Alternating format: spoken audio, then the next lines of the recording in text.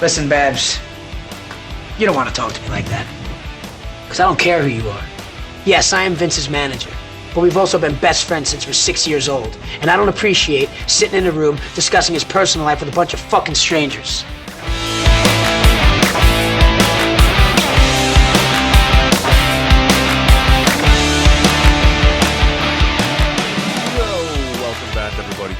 Oh yeah, the Entourage podcast. I am your host, J.R. Hitty, coming to you from my studio in San Francisco, California.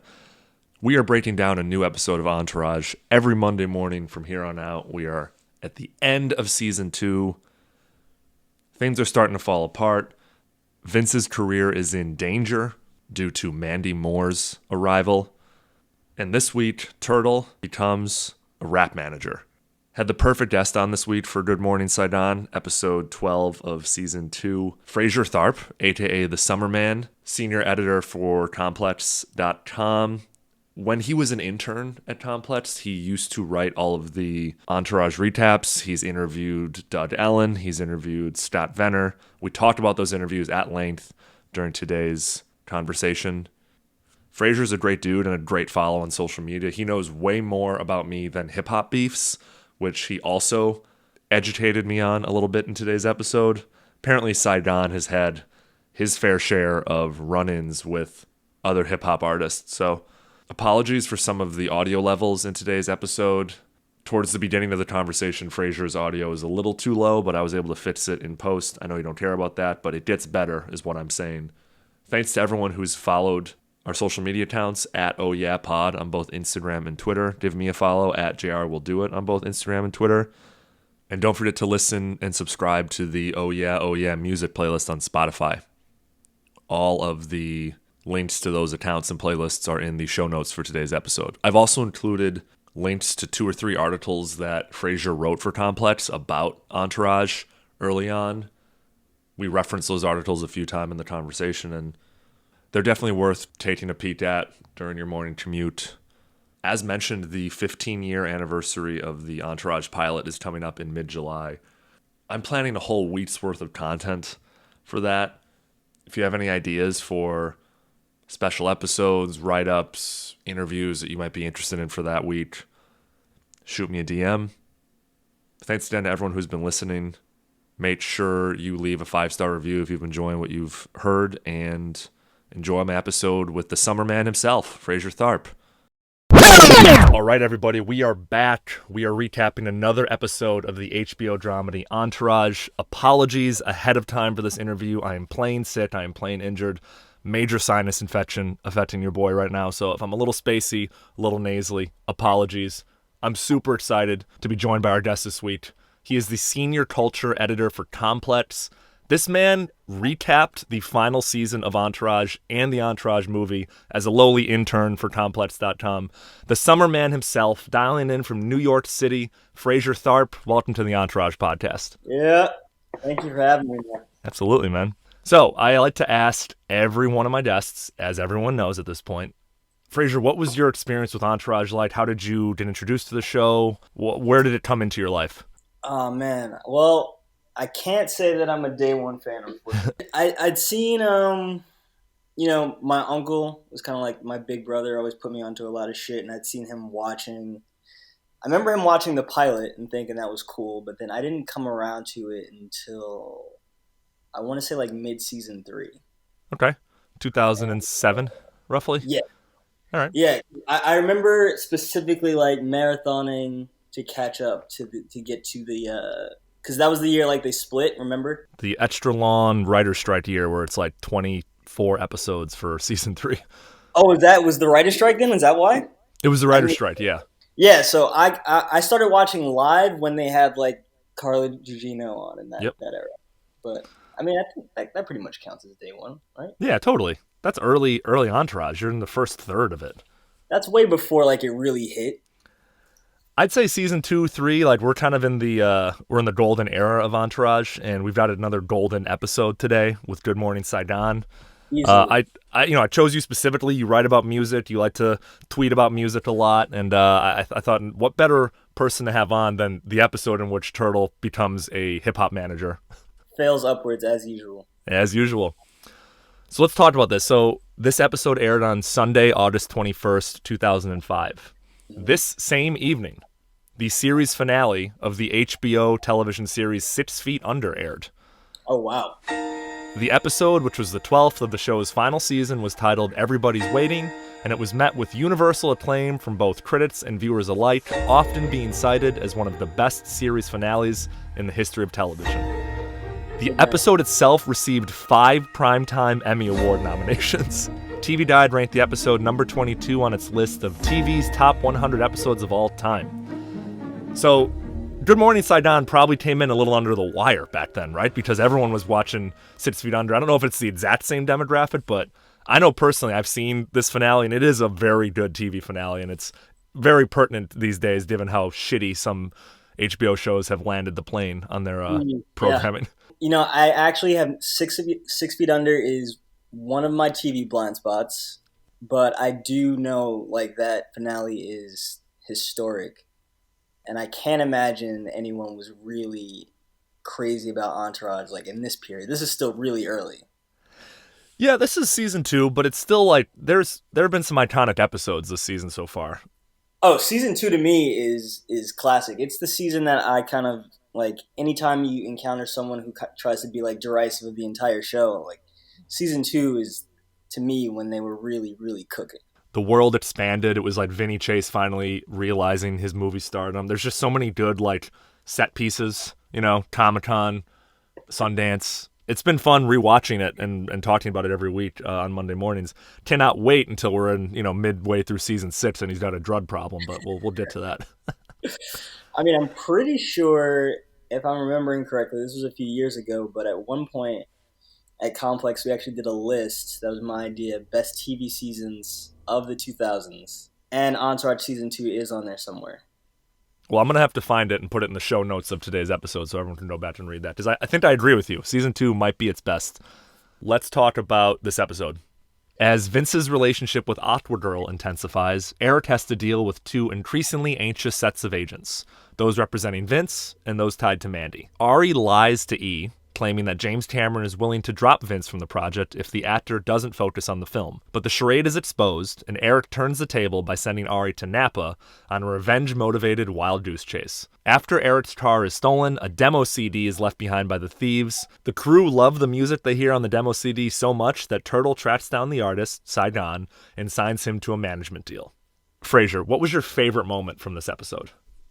Honestly, rewatching it, for the purposes of this podcast, I was thrilled to see that this was Barbara Miller's first episode. Did not remember that. Yeah, she comes in hot. Very hot. I mean, look, people always clown Entourage a little bit, but at one point, especially in seasons 2 and 3, I think it was actually a really good inside baseball show for Hollywood. And I think this episode isn't one of the crazier episodes in the back half of season 2 as far as plot goes, but you still have some inner details that are interesting and funny, the physical, insurance, weapons training, all of that's fun. So we can talk about Barbara now. I'm jumping way ahead to a different category, but she's my Marvin Award for Best New Character in the episode. She sticks around she's in the next 30 episodes of Entourage. Yeah, I wonder if they actually saw that coming when they put her in here, but I don't know. I mean, Beverly D'Angelo, the actress who plays her, is so talented. She initially started as an animator and cartoonist, and then she moved to Canada to pursue a rock singing career until she started... I'm reading through her bio. It's absolutely crazy. At one point, she was invited to join with rock legend Ronnie Hawkins, and then she starred as Ellen Griswold in the National Lampoon's Vacation films. She's working, man. She dated Al Pacino. Oh shit, I didn't know that. I know, they have twins. What other moments from this episode jumped out as being your particularly favorite? I mean, Anna Maria Horsford cameoing as Saigon's mom. What are you two selling? We're looking for Saigon. You wouldn't happen to be Miss Saigon, would you? Oh, good. I never heard that shit before. What you looking for my son for? We want to make him rich. Delivered perfectly by drama. That, and then she comes back with Rodeo. 5577 Rodeo Drive. Don't you mean Rodeo? South of Jefferson, it's called Rodeo. Stop being so white, drama. I would say for favorite moment, I loved Turtle and Drama going to Billy Walsh's motel room. Just everything about it, like Walsh in this like shitty double queen motel room with like a bunch of dudes watching like a Premier League game on a 18-inch box set TV. And the funniest thing is like they go in there and like Drama wants his scene put back in the movie. Turtle wants to play in this track, and Billy Walsh is like, all right, guys, I had a busy day. He's like, I don't have any time for this. You need a banging soundtrack. Turtle, I don't give a fuck if they release it. All I care about is if it's the best movie it could be. Yeah, well, you put my liquor store meltdown scene back in, you get an Independent Spirit Award, guaranteed. All right, guys, I got a busy day, all right? Just give it a listen. No. Why not? Because I already picked out all the songs. I don't want my head getting confused. Billy, I know music. All right, trust me. All right, but I want Johnny's watch. No problem. Give me a watch. I ain't giving him my watch. I'll put the liquor store scene back in and I'll listen to the song. Deal. Yeah, I mean, and going forward, they'd lean on Billy a little bit too much, but in this point in the show, like every Billy appearance is just golden. Like 100%. He's sprinkled in nicely in season 2, and he becomes a bit of he's overstayed his welcome by season 4 in the Median thing. Like he's this so-called auteur director, and he's in like a Ramada Inn. Turtle's like, Billy, I know music, trust me. And he finally goes, all right, but I want Johnny's watch. Just like scumbag. Love it. I was always going to put the scene back in. We talked every week about bros being bros moment, and bro is not maybe the right word for this, but we are presented by brobible.com, so I think it would be more like the moment in the episode where you felt like the guys were being as close to a normal group of guys as you would think. Did any of those moments jump out at you, Frazier? Yeah, I mean, the theme of this episode is actually that they're kind of splintering, and they haven't broken up yet. There's been no drama, but there's a really nice moment actually towards the end where, to get ahead of that, Drama says, I think the line is like, I felt we needed this group dinner. Yeah. Which is just the most romantic thing you could think of. And they're like in Malibu, seaside, having a beautiful dinner, 4 guys. Ah, this looks phenomenal. Nice, Drama.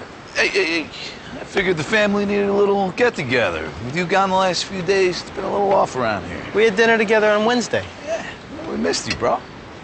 Thanks, Johnny. Turtle, this isn't dinner music. Don't be a hater just because you're not the only manager in the house anymore. The guy's the next Russell Simmons. Who would have thunk it?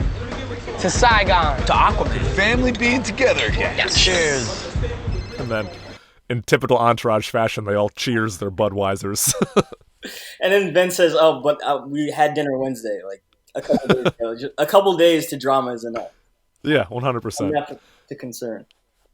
My bros being bros moment was early in the episode where they're all like butthurt that Vince is late for breakfast. Like their feelings are hurt. Oh, hey, Aquaman. Mandy finally let you out of her web, huh? Sorry I'm late. You know how hard it is to break away from a good spooning. What are we eating? We already ate. Well, just for the record, I took the liberty of ordering you this beautiful egg white frittata. Where is it? He had him clear it. Well, in all fairness, the cheese was starting to congeal. That's what happens when you leave your breakfast sitting on the table for 45 minutes. All right, I get it. I'll be honest, like if my friend who's, one of the main guys in my group just didn't show to breakfast, I might be a little hurt.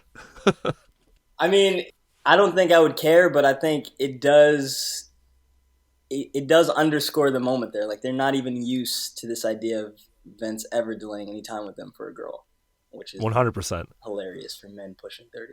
Pushing 30, Drama pushing 40. What would you say was like your least favorite moment from the episode? Watching Drama be like the out of touch white guy is always funny, but the jokes just didn't hit as much as I think they thought they would here. Like, he's talking like he's in like a blaxploitation film in the dealership or whatever, which is like funny but also just like goofy. Drama has some hysterical moments, especially in season 2 and coming on the heels of the Comic-Con episode. Right. Like he's golden in that, but you're right. This is a little bit of a caricature of a white guy in Boys in the Hood, a little bit.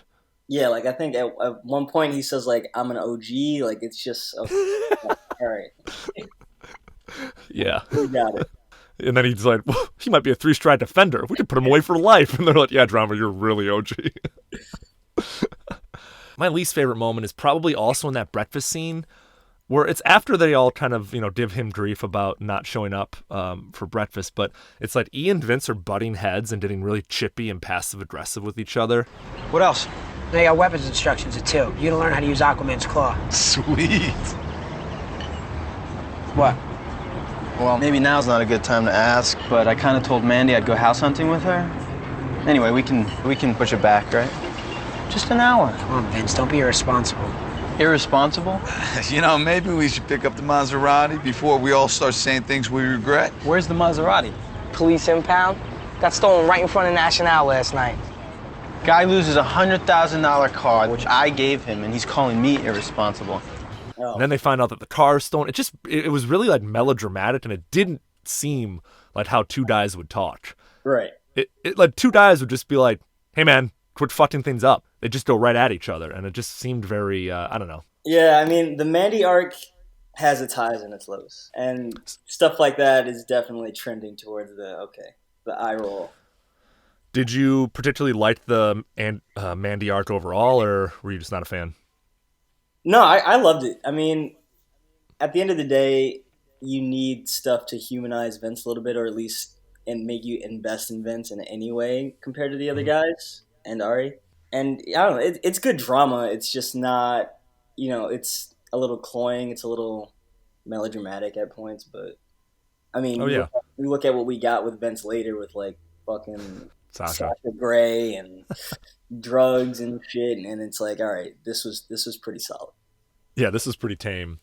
And, I mean, I think at the end of the day, people tune into the show to escape a little bit. It's escapism, it's fantasy, and maybe people at the time were just like, I don't want to see this guy go through relationship problems. I've got my own problems, you know what I mean? Like, and they had, like, not so much in this episode, but they do have some real fun with it. Like, there's I think the point where I think maybe it wasn't the Comic-Con episode, but the one before it where they're talking about, like, him stalking her on set and, like, casually revealing all these really out of character moments for Vince that I think they almost didn't have enough fun with.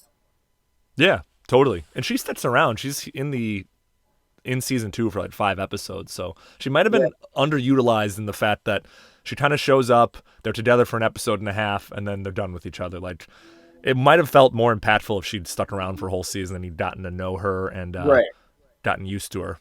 But nobody wants to watch a whole season with like a new guy or new girl in the crew. Look at the Dom example that we're coming up on in a couple episodes. Hey, I didn't mind Dom. You didn't mind Dom? I didn't mind Dom. Wow. This is a hot take, Frazier. I think they got Dom out of there at the perfect moment. Oh, yeah. He's only there for 2 episodes. So like, for those 2 episodes, he comes right up to the brink of overstaying his welcome. And then, so that was like good discipline on their part, I think. Maybe I'll have you on for a Dom episode because, I mean, universally across the board, I have listeners go, can't wait to hear you guys talk about Dom. Like, he might be one of the like least regarded characters in television history, and I love the actor. I love Dominic. Oh yeah, he's Jesus. Kirk. Yeah, he's The Wire. Like, he's the best. I just don't like the character they gave him. What were some of your favorite lines from this episode? I mean, everything in the Barbara Miller meeting is just A+. Like, I think there's one line about Mandy's never missed a meeting, and Vince is like, I mean, E's talking about Vince has never missed a meeting either, and I've got the whole scene in front of me. You don't want to wind up spinning dough at that fucking pizza place again, do you? Right, that's the one. That, but then there's like. There's just from the agents that like don't get names or just like get barely introduced or whatever, they all have like one chime in that's just like so ridiculous, but like honestly real Hollywood shit. Great segue. We're going to introduce a new category this week, ladies and gentlemen, listeners of Oh Yeah, and that is continuity errors. There are a lot of continuity errors in Entourage, and people point them out, and I should do a better job of pointing them out, but in that scene, when Eric meets with Mandy Moore's people... So, Vince missed meetings a lot, Eric? No, not really. Because Mandy doesn't miss meetings. Mandy doesn't ever miss meetings. Cool. In fact, Mandy hasn't missed a meeting in 15 years. She's never even been late. Once, but that was during the riots. Wow. Unfortunately, the riots were in 1992, and Mandy would not have been old enough to have been in L.A. and or in Hollywood. Thank She you would for have been pointing that out, because that did cross my mind. I didn't go back and do the research about when Mandy Moore actually started, but I heard riots, and I was like, wait, really? She would have been 6 years old at the time. Second continuity error while we're on the topic. During the episode, Ari's walking down to his car, and he's talking on the phone with his wife. He says he would never leave her alone with his mom. Well, did it ever occur to you that a 7 o'clock dinner in Santa fucking Monica's too early? I'm sorry, baby. I'm sorry. I had a bad day. I will be there. I would not leave you alone with my mother. I know what could happen. Love and kisses. Love and kisses. However, in the second episode of season 1, the review, Ari tells E that he got more phone calls about a bad review than when his mom died. So, again, the Gold family like changes. There's like 3 kids. There's 2 kids. Yeah, I was gonna say they like completely axed out a whole kid on like some sitcom shit. Yep. So I'm gonna do my best, guys. Everyone listen. I'm gonna do my best to try to catch those. I go pretty deep on these already, so I'll just keep going deeper. That's what we love here at Oh Yeah. Any other lines jump out at you, Frazier? Not really. I mean, this one it's a cool episode, but it's not like one of the classics that has just quotables from wall to wall. I agree. So back to the Barbara Miller interview meeting. So, Ari, who's going to be running this shindig, you or me? You've got the biggest cock in the room, Babs. Why don't you kick it off? Oh, I don't know about that, Ari. We haven't seen Eric's yet. At that point, there's like she pretty much seals the deal on being a recurring character. Oh, totally. She just comes in and like kind of wheels and deals and figuratively swings her dick around in the room. I mean, the other line that did jump out to me on the rewatch was Sorry I'm late. You know how hard it is to break away from a good spooning. What are we eating? We already ate. I didn't like that line. That one gave me the creeps.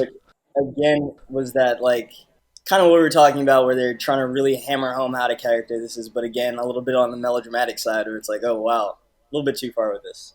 I don't know what male would say that to his buddies, but you do you, Vince. And then I know we were talking earlier about drama being a cornball, but when they walked into the auto shop. Hello, gentlemen. I'm Robin. How can I help you? How you doing, girl? We're looking for a silky, smooth, rhyming cat named Saigon. Was that English?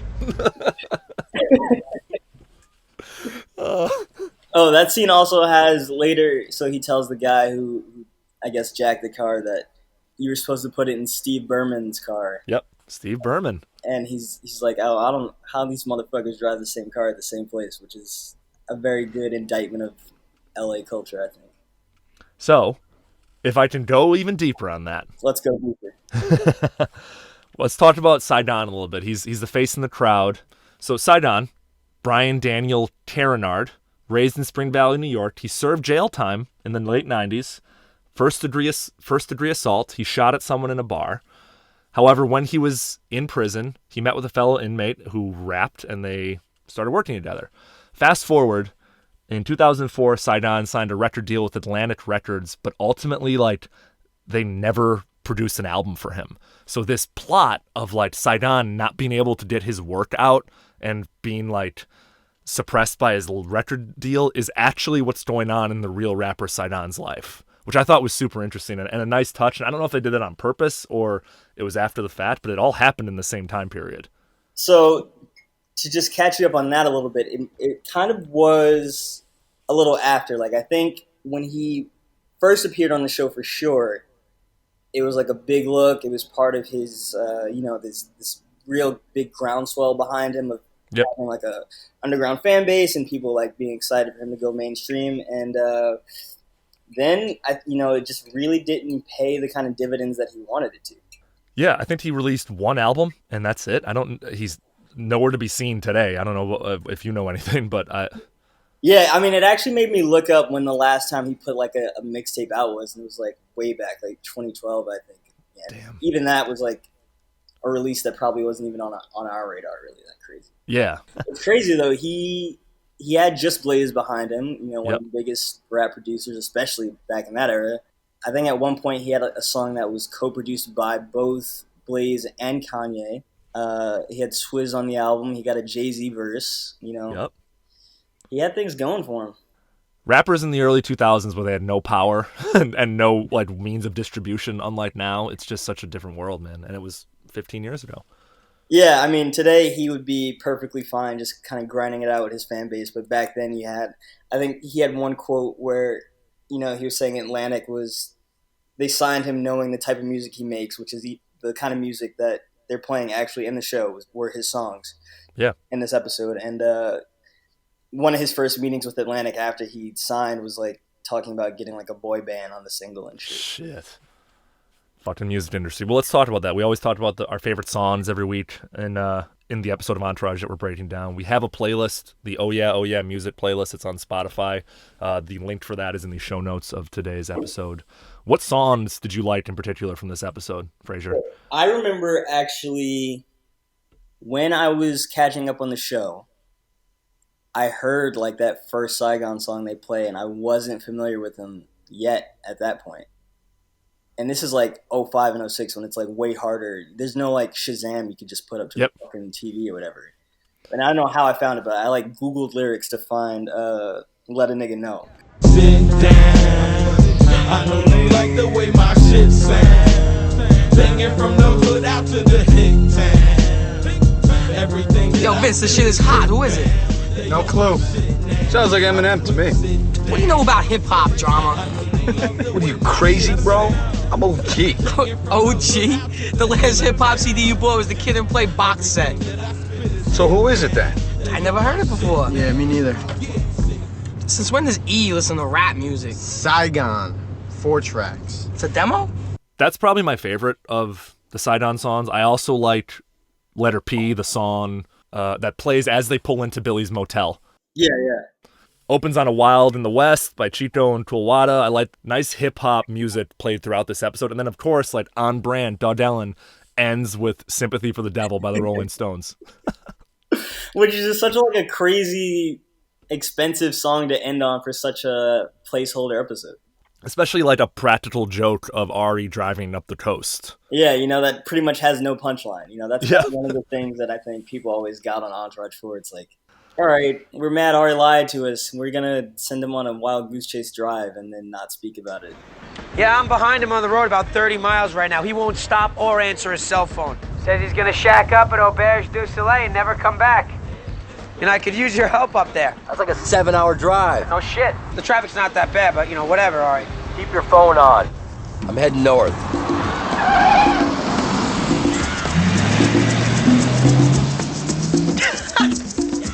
You think he bought it? Hook, line, and sinker. Way to sell it. Hey, you guys ready for some roast? Yes. That looks good, drama.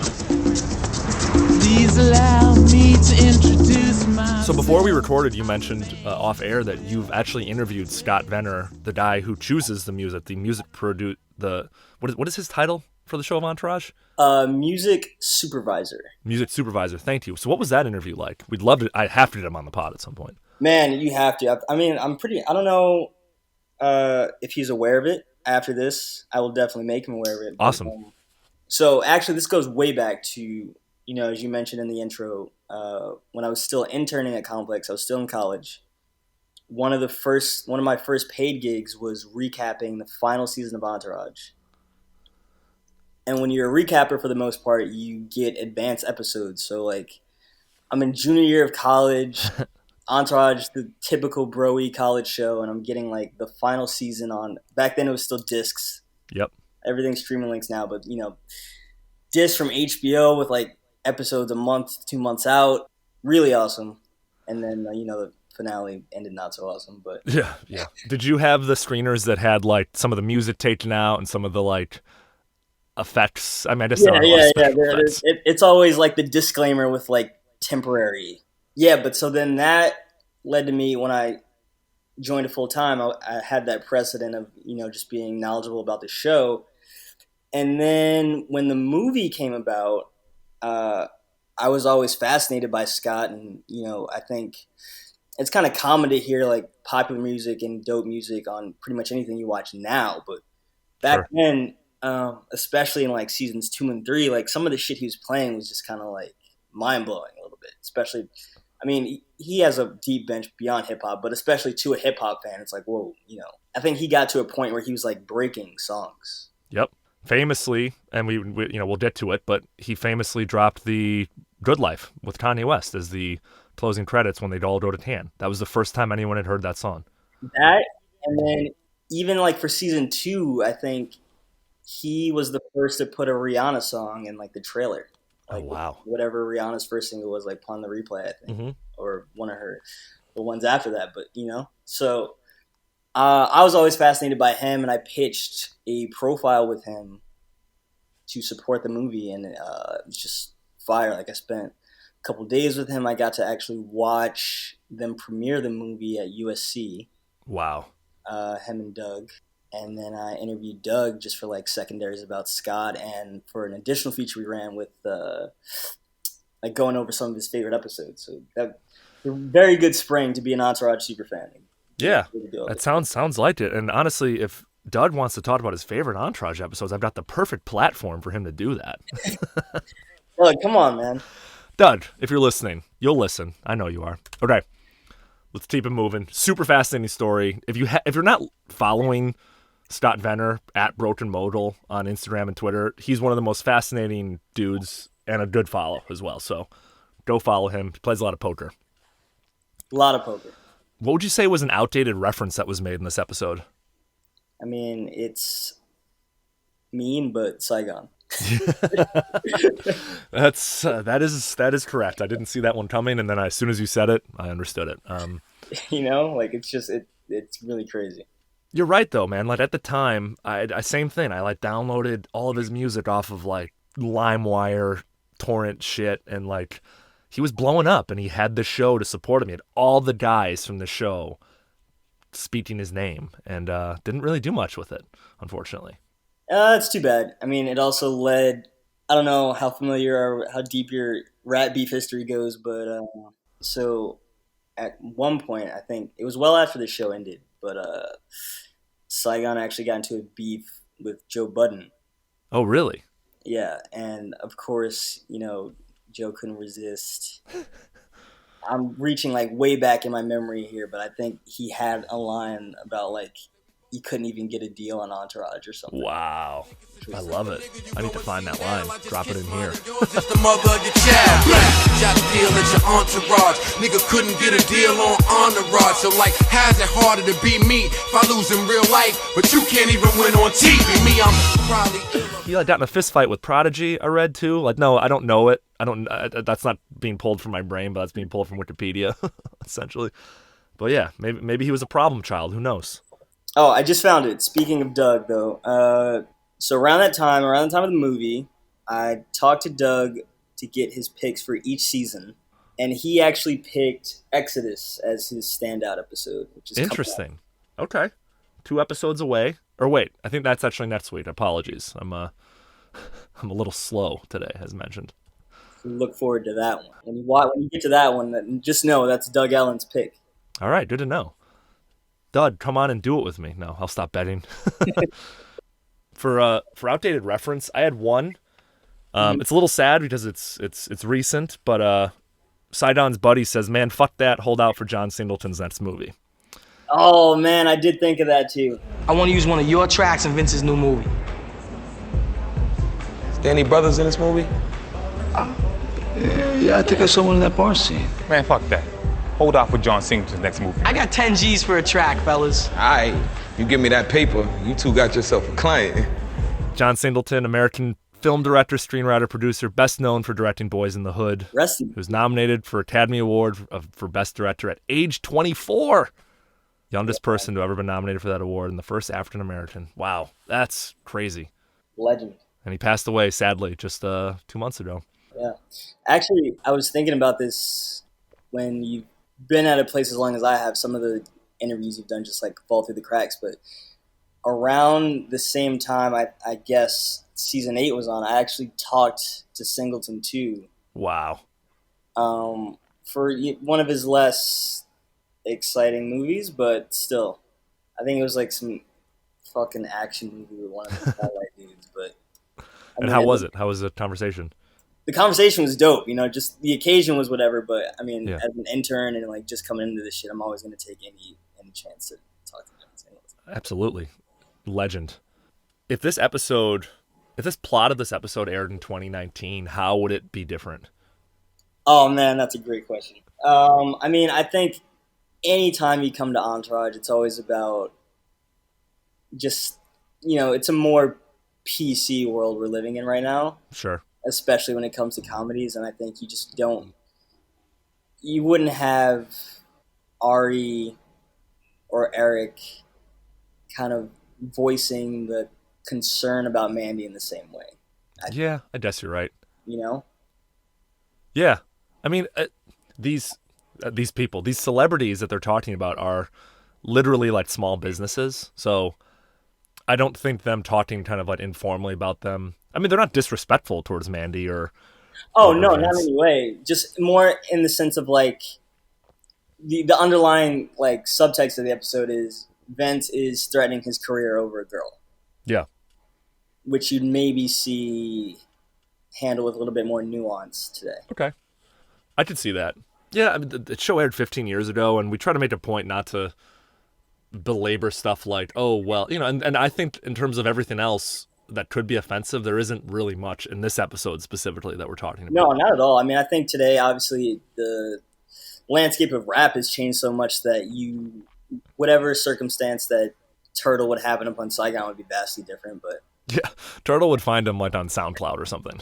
But that plot line would probably resonate even more so today. Yeah, they'd find like a USB drive or like a one of those business cards that rappers have that have like all their social media handles on. That's what they'd find in the Maserati. Right. Like they wouldn't find a demo CD. It'd be one of like the situations where like Spotify, like some super way underground artist labels a track like Beyonce. Yep. And just gets people to click on it as a troll. We talked about Saigon. We talked about Beverly D'Angelo. Let's talk about Johnny Drama. Again, not a great episode for him in terms of like his behavior, but was there any moments that you just loved or that made you laugh? I mean, the one you mentioned earlier, the breakfast, I think he says he ordered, I think the line is, I ordered you a beautiful frittata, but the egg was starting to congeal. Or correct. Yep. Like, he's just such a fucking nerd sometimes. He's like it's like nerd / corny / try hard, like he wants so badly people to care about him and to care about people. And when Vince rejects or when Vince doesn't come to eat his food, he's genuinely kind of heartbroken. I mean, even a mid Johnny Drama episode is still a great Johnny Drama episode because he has that. He has begging Billy to get his scene put back in. How could you not cut my scene if you really want a critical acclaim or whatever? Independent Spirit Award. Yeah. I also like when they go pick up the Maserati from the impound and they're talking about how your car never runs the same after someone steals it. I'm telling you, once your car's been stolen, it never runs the same again. It's like a guy sleeping with your girl. He leaves his mark all over it. And how does a car know it's been stolen? Ask the Buddhists, bro. They believe everything's got a soul. Even a toaster oven. Even a toaster oven is Drama written. is one of the greatest characters. Oh, absolutely. It's a shame because he kept getting nominated for Emmys for Best Supporting Comedy, and it's the same category as Jeremy Piven. So Best Supporting Actor in a Comedy. So Piven would just mop the floor with him every year, and Tevin Dillon didn't get his due. I think he deserved one. At least. What the hell's Kevin Dillon up to now? He's pretty retired. He spends a lot of time in wine country with his wife and golfing. That's cool. Yeah, I mean, he's from Hollywood royalty, and he's probably made a good amount of money on Entourage. Why not? Why not? Every week we talked about who won the episode besides Vince, because he wins every episode. So who besides Vince won this episode, Frazier? You have to give it to Turtle by default. Yep. He ends up with a new job title that he completely didn't earn, and a new client, all within the space of like a couple hours. Having no idea what management means or how it works. No idea. There's the moment where Saigon says it, and you literally just see him like just process it for a second, and then not miss a beat, and like, oh, all right, yeah, sure, it's good hustler mentality. But I also came out of this episode like impressed by E. Yeah. Like just thinking about the situation, I think that was always the cooler parts of the show, especially the early episodes, watching them kind of navigate this business while not being, while still being like kind of like blue collar and always reminded of that. And seeing E handle himself in like a quote unquote war room of agents and managers who've been working with like a legacy multi-million-dollar client already is pretty cool to watch. And I like now rewatching these episodes and watching the Vince E dynamic. I just remember being 22 when this aired and thinking to myself, man, E's kind of a hard ass and kind of is a little bitch a lot of the time.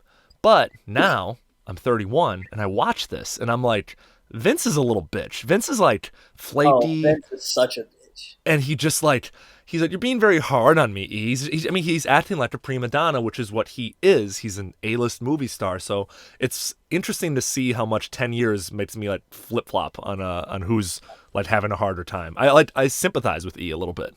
Right. And I think this is the best season of the show also because, a common complaint about the show from people is the stakes or lack thereof. Yeah. And this is pretty much the one season where there are real stakes. It's like a real make or break moment for them.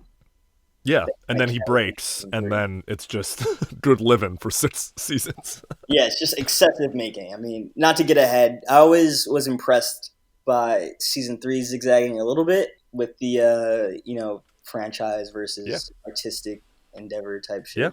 They could only keep that up for so long. Okay, last couple questions here. Was this an A-list episode, a B-list episode, or a D-list episode?